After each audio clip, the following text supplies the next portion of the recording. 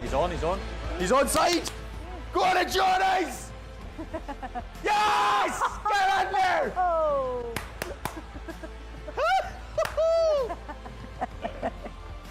He didn't know the camera was rolling, did Good he? facials on the end, wasn't it? I'm sweating just watching that back. Jay Given has definitely got his passport ready, haven't you? All right, well, let's head straight back to the ground now and get some post-match reaction. You can see the players are still there on the pitch, so too is the manager, but we're going to hear from two of tonight's influential players, Dan Burn and Kieran Trippier. Dan, Kieran, what a night, well done. How big a result, Kieran, does this feel at the moment? Yeah, it was massive. You know, it's a business end of the season, 3 games left, and we knew we needed to get the 3 points, and it was about starting fast and trying to be clinical because we know Brighton are a top side, and full credit to the boys today because they gave everything. Dan, talk about sealing it late on. Yeah, no, it was good though. As I said, I knew Brighton would come back into it second half. They're a top team and they can play through you well, but credit to the lads, we've stuck at it, and Cal's come up with 2 big actions at the end. That aggressive high press right from the start, did that set the tone tonight? I think so. I think it set the tone all season. I think that's what we've been about. We've been so consistent, and maybe last couple of weeks we might have come off of that a little, but just really proud of the boys. It was a really, really top performance. Does the first goal, Kieran, tonight show the value of a well-taken in-swinging corner? No, we've been practicing them in training, and the set pieces have been a bit poor recently, but we should score more goals. But yeah, absolutely delighted that we managed to get 2 goals from set plays today. But the most important thing is the win. We know how big the win was, and now we focus on Monday because the games are coming thick and fast now.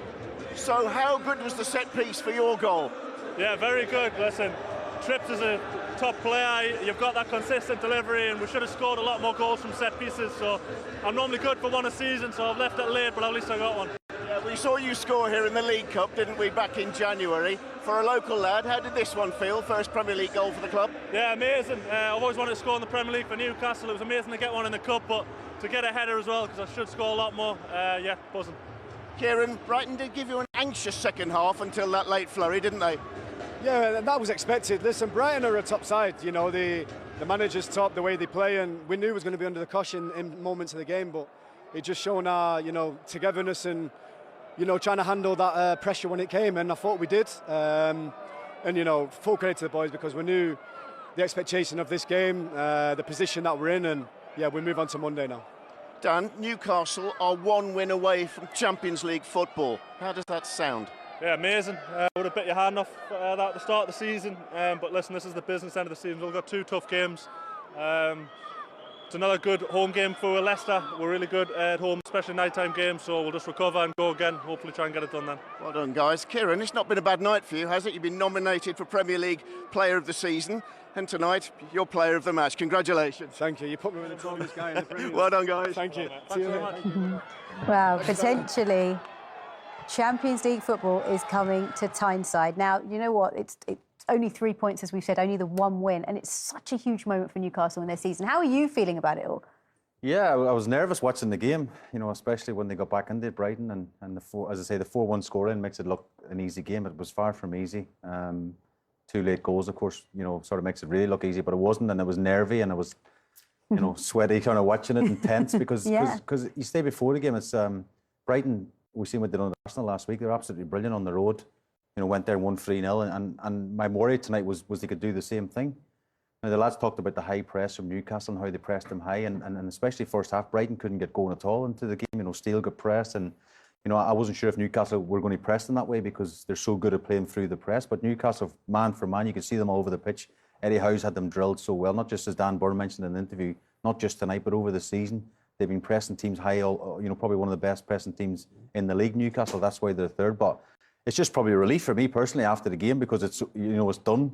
When you're sitting in the studio or you're sitting in the stand, you see the fans, there's relief at the end because the pressure builds. And as Tripp says there as well in his interview, like, everyone's a big cup final. Every game's so important because it's the business end, and it means, you know, Champions League or not. And we spoke about at half-time what that means to Newcastle, the fans, and the football club moving forward. Yeah, and let's actually talk through the events of the second half, specifically the Newcastle goals, Glenn, because it was Callum Wilson who scored his 18th goal of this season.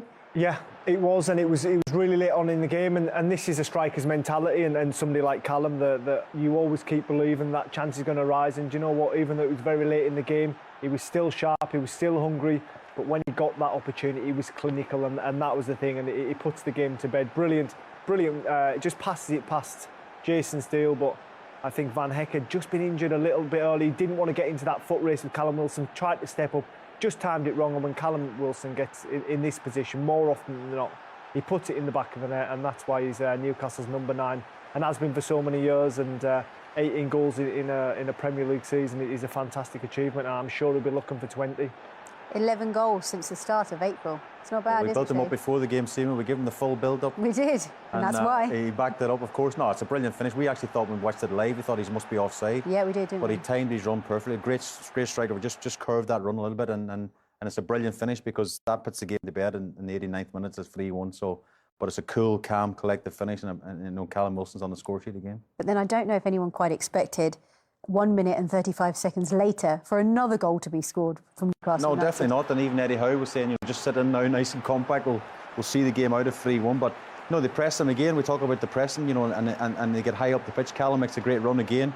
I think it's Dunk's trying to get back, and then he just sort of swivels, and we think he's going to shoot at that point. And the last person we think to probably pop up in the box is Bruno Guimaraes in the 90 whatever was the 91st minute or something. It's so late on the game. You think, oh, we'll just sit in the defensive units in midfield. We highlight him here. But he's thinking, oh, I can get in the box and I can score a goal. And I think he got a bit of cramp after that, you know. But Guimaraes has had a phenomenal season as well for the football club, and you just see him at the top of the picture here, like sprinting to get into the box. And again, Callum Wilson with an assist where he could have swiveled there and had a shot himself, and it's brilliant centre forward play. Yeah, I think the biggest surprise is that Callum passed that there. Yeah. After scoring a minute early, I'm definitely swiveling and hitting that and trying to get my 9 into the season. But it shows the composure, it shows the teamwork that Newcastle do, and it puts the game to bed and one step closer to Champions League football. And that man there, Bruno, as you mentioned, he's been such a pivotal part of this season. He didn't have the best game, but then came through at the end, didn't he? Yeah. Well, people in recent weeks says he dipped a bit because he just had a baby and stuff. It can happen. A little Geordie's been. I know. A little Geordie's been born. Sleepless nights. I know, sleepless nights. You know, Seema, but it's special. I mean, he's looking up to the crowd after with a heart shape up, I'm sure, to his little son or whatever. But it's it's a great story. He's had a phenomenal season. We'll allow him a couple of dips in form because he's one of the super performers of the season. But you go through the team, Nick Pope, you look at Botman, you look at Bruno Guimaraes, you look at Callum Wilson, Isak, Trippier, the captain we spoke to at the end.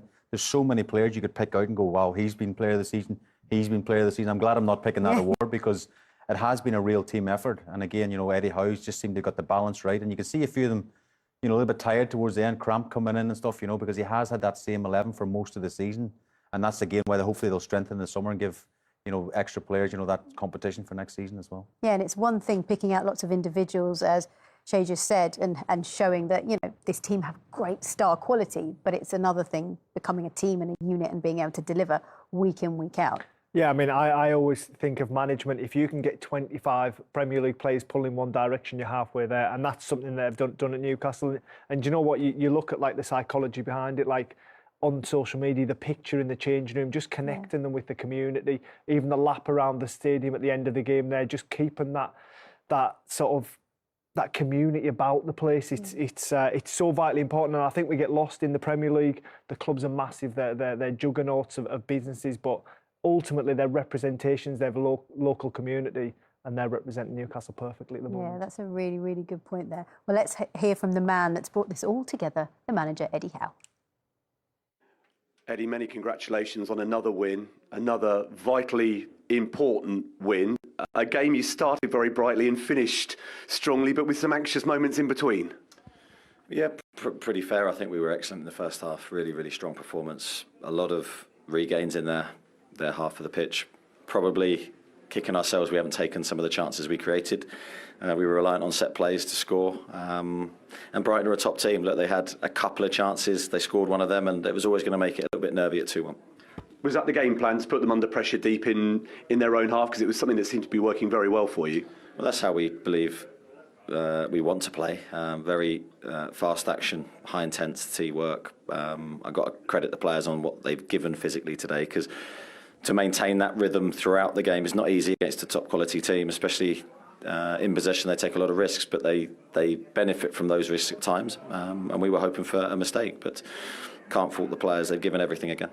If chances aren't taken in open play, having someone of Kieran Trippier's ability with a dead ball is very useful, isn't it? Yeah, it is, and it's something we've done really well with this season. Probably haven't scored the goals that we've deserved to. But it was great to see 2 come off tonight, great to see Dan score again. And then second half, as you say, it was nervy until we got the 3rd goal, and then we sort of were able to relax and look really good again. Yeah, nice moment for Dan Burn to get that Premier League goal in Newcastle colours. Yeah, fantastic. I mean, he's been incredible all season for us, and that was a massive goal for us tonight. So he seems to pop up with big goals at the right time. And Callum Wilson's composure to make it 3-1, just as I'd imagine there were a few jittery moments for you. Yeah, I mean, I thought he was offside initially, but he took it superbly. And then he had a very similar chance later on. But I thought Callum tonight epitomised the team, really. He led from the front. His work rate, his endeavour was backed up by the players behind him, but I thought he was fantastic. Can you smell it, Eddie? You're 1 win away with 2 to play. The Champions League is so close. Yeah, it is, but it's so far away as well. So we'll enjoy tonight. Let's just focus on how we've played. We'll enjoy it, but make sure we're very focused on our next match against Leicester. The way the 3rd and 4th goals were celebrated, and also at the end, at the full-time whistle, that gave an indication, though, that the group, the supporters, that they feel as though this could be a result that they look back on as being the one that very nearly got you over the line. I think we were just pleased with the performance tonight, really, to beat a side of their quality. So what they did to Arsenal very recently. We're just pleased with that. We're not looking too far ahead. There's a long way to go. How close do you need to be, Eddie, before we get you to talk about it? When it's done, then I'll talk about it for fun if you want. Brilliant stuff. But you know what? Let's actually talk in more detail about this race for top 4, because there are 2 places and there are 3 teams in it. So, Glenn, how do you see this going based on the fixtures? I think this coming weekend, is a huge weekend for Manchester United and Liverpool. Both tricky fixtures. Bournemouth is a potential banana skin for Man United. And I think Villa, that are pushing for Europe for Liverpool, that's going to be a tough game. But do you know what? I can't see Liverpool losing the game. And Manchester United, I think, got the most difficult running. Yeah, and I mean, Liverpool have won, 7 in a row now. This form has just come from nowhere. And that's really put a lot of pressure on Manchester United now, above really Newcastle, because Newcastle just won tonight. Yeah, and again, we look at that Leicester game, just looking at Newcastle first and foremost. That Leicester game and Monday night again, we talk about the atmosphere. You imagine the atmosphere on Monday night when they know that one victory can get them into the Champions League guaranteed, and then, as Eddie says in the interview, he'll be laughing and joking all he wants after the game because it's factual then, no one can sort of speculate. Man United have still work to do, got a few tough games to go. And of course, as you mentioned, Liverpool, the only reason we're sort of talking about it so tight and nervy is because 7 games on the bounce. They've won as a phenomenal run they're on. And you would imagine Aston Villa at home at the weekend and away to Southampton, I think they'll get maximum points. So United have to get some results. And of course, Newcastle, hopefully Monday night, will get the job done. So given all that, how important was tonight's victory then for Newcastle, Glenn? Oh, it was huge. It just seemed to have tightened up overnight, didn't it? No one seen it coming, and all of a sudden there's 3 teams in it. And yeah, Newcastle, well, Eddie Howe for certain will rest much easier this evening. I think he might get a full night's sleep for the first time in a while. So what do you think it'll be like on Monday night then? Well, again, it's all about recovery. Now, you see at the end there, I think Bruno went down with cramp. A few lads came off. Obviously, Willock lost the injury tonight. I imagine that's his season over because it looks like a hamstring problem. So again, he has to sort of get them ready, mentally as much as physically, because they've had so many games crammed in them, so many big games now when the pressure's been mounting up. So again, just wrap them up in cotton wool, not do too much training, just try and get focused for Monday night. But the atmosphere of seeing Monday night will be mental. You can imagine one-off game. We talked about before, a one-off game to get Champions League football. As you mentioned, 20 years since that's been. I played, I was a lot less wrinkly than you probably see on the screen now. Still look like a fewer less grey hairs and stuff. But yeah, it would be special to have Champions League night back at St James's Park. It would be unbelievable. And you explained before how important football is to this city. I mean, can you imagine Champions League nights at St James's Park? It will be very special. Oh, it will, and I fully expect it to happen, and they deserve it. It's been a really good story this season. It's one that I think a lot of the country are invested in, even if they're not Newcastle fans. But yeah, great story, and like Shay says, it'll be a welcome return of Champions League football on Tyneside. OK, well, what a special night it was. Really enjoyed both of your company. Thank you very much for being here. Thank you for your company as well. 3 points for Newcastle United tonight. 3 more points needed for a place in the top 4. See you soon. Good night.